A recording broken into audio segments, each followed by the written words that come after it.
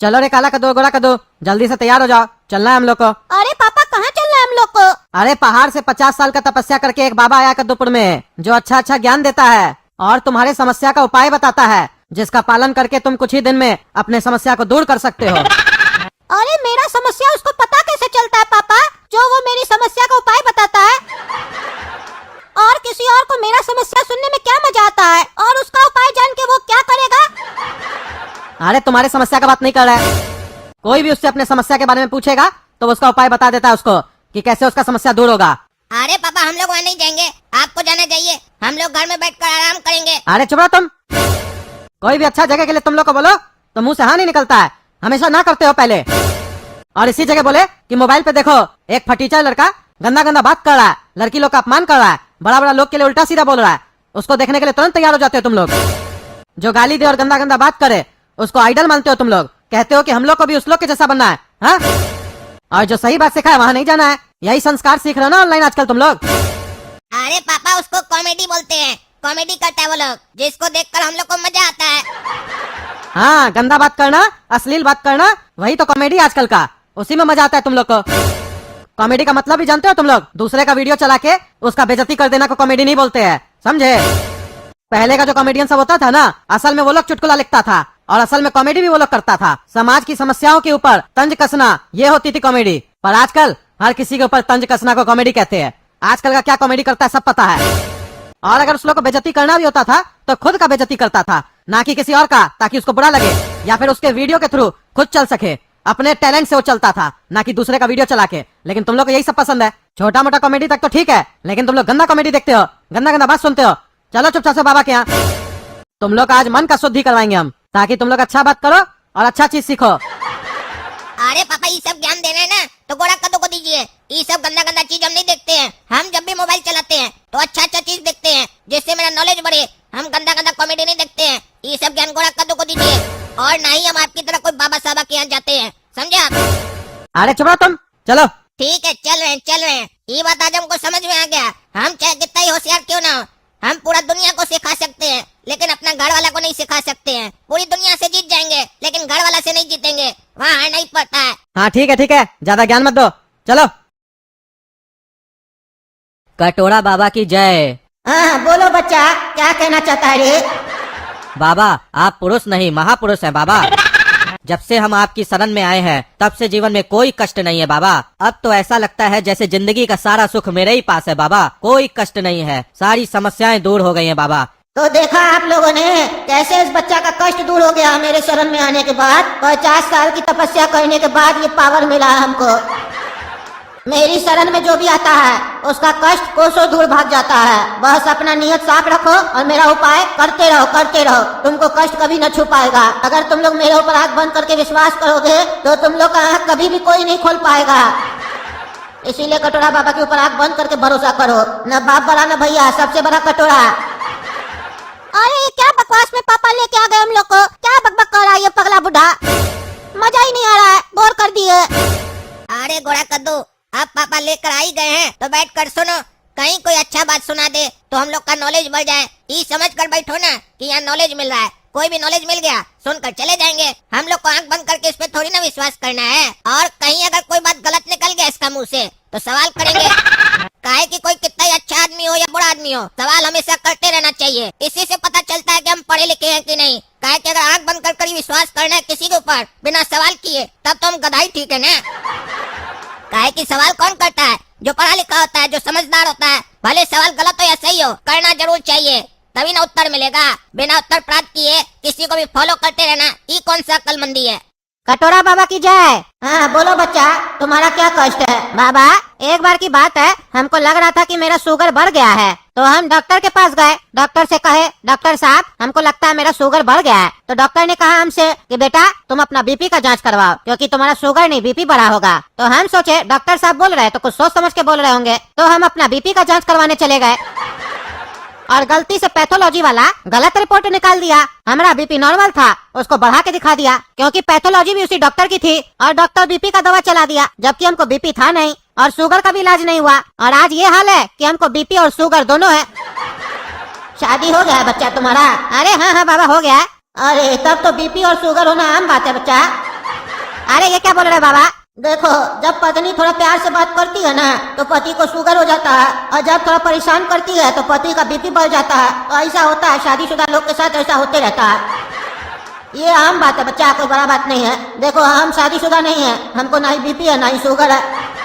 अरे ये क्या बात बोल रहे हैं बाबा? ये तो फालतू बोल रहे हैं आप, ऐसा थोड़ी ना होता है। मेरा तो ये सब डॉक्टर के गलती की वजह से हुआ। तो बेटा, तुम यहाँ पूछने क्या आए हो जब सब कुछ तुमको पता ही है? तो अरे बाबा, हम ये पूछने आए आपसे, डॉक्टर जो ऐसा गलती किया तो क्या हमको उसके ऊपर कोर्ट में केस करना चाहिए? क्या उसको हमको सजा दिलाना चाहिए?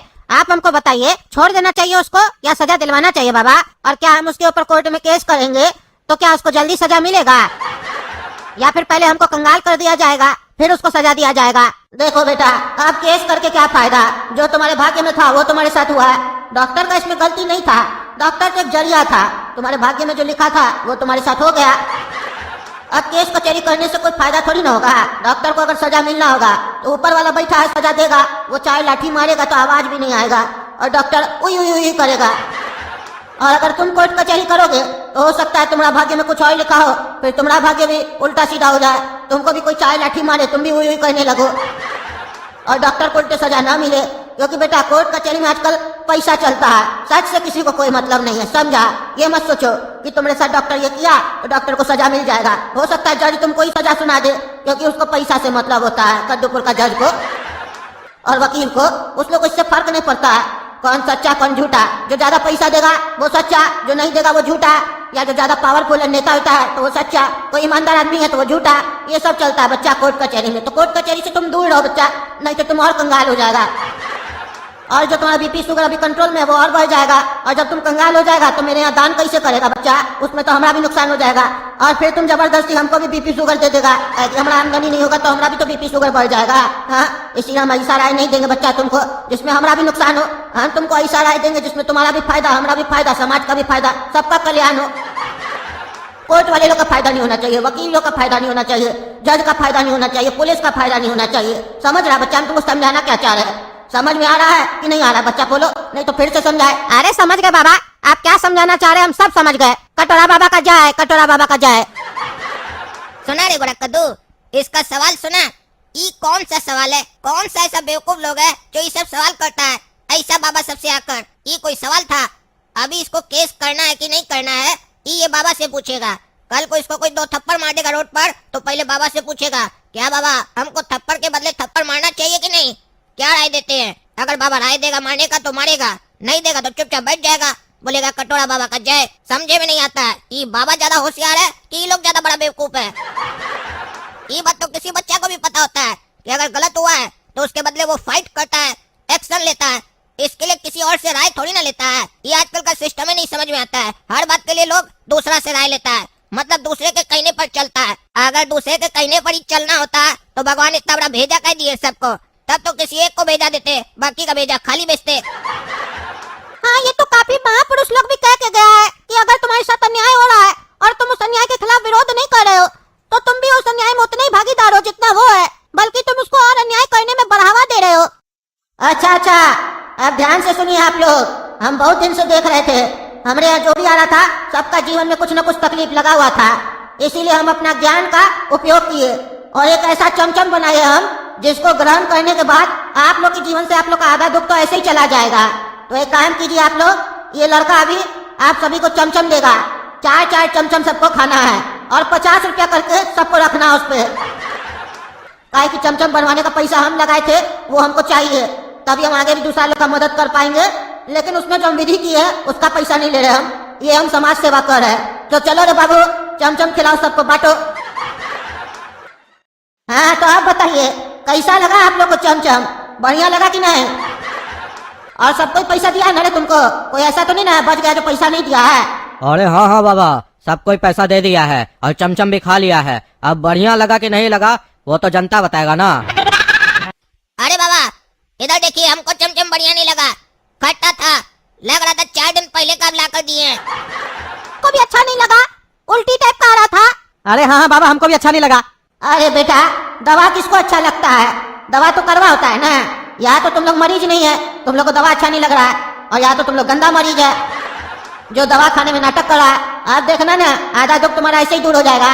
अच्छा बाबा, एक सवाल करना आपसे, ये मरीज आपसे सवाल करना चाह रहा है। एक बात बताइए, जैसा कि हमारे बाबूजी घर में बताया कि आप 50 साल का तपस्या करके आज पहली बार आ रहे हैं कद्दूपुर में, तो वो जो भक्त था जो सबसे शुरू में आपको बोला कि हमारा कष्ट दूर हो गया आपका उपाय करके, उससे आप कब मिले, कब उसको आप उपाय बताए जो उसका कष्ट दूर हो गया? क्या वो भी तपस्या करने गया था आपके साथ 50 साल? अरे नहीं रे बच्चा, तुम्हारा आने से 1 घंटा पहले ही वो भक्त आया था हमारे पास और अपना तकलीफ बताया हमको। हम उसको उसका उपाय बताए और बस उसको रिजल्ट दिखा तो धन्यवाद कहने आ गया। अरे बाबा, 1 घंटा में उसको रिजल्ट मिल गया? इतना जल्दी आप उपाय कर देते हैं? हमको तो विश्वास नहीं हो रहा आपके ऊपर। अरे कैसा लड़का है, तुमको विश्वास नहीं हो रहा है?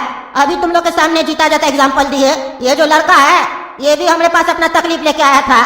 कह रहा था बाबा हम रोज की तरह अपना दुकान में चमचम बनाते थे, लेकिन कल हमारा बहुत सारा चमचम बच गया और वो खट्टा हो गया, 2 दिन से बिक नहीं रहा है, क्या करे बाबा? तो हम इससे बोले बच्चा तुम कल चमचम बनाया तो 2 दिन पहले का कैसे हो गया ये? तो ये हमसे कहा बाबा कल हम इसको खाली गर्म किए थे, बनाए तो 4 दिन पहले थे, लेकिन फिर भी ये ठीक नहीं हो रहा है, हमको तो नुकसान हो जाएगा, हम क्या करें बाबा? तब हम बोले देखो बच्चा तुम एक काम करो, सारा चमचम हमको दे दो, हम उसको मंत्र से ठीक कर देंगे, उसके बाद सबको खिलाएंगे, सब कोई खाएगा भक्त लोग।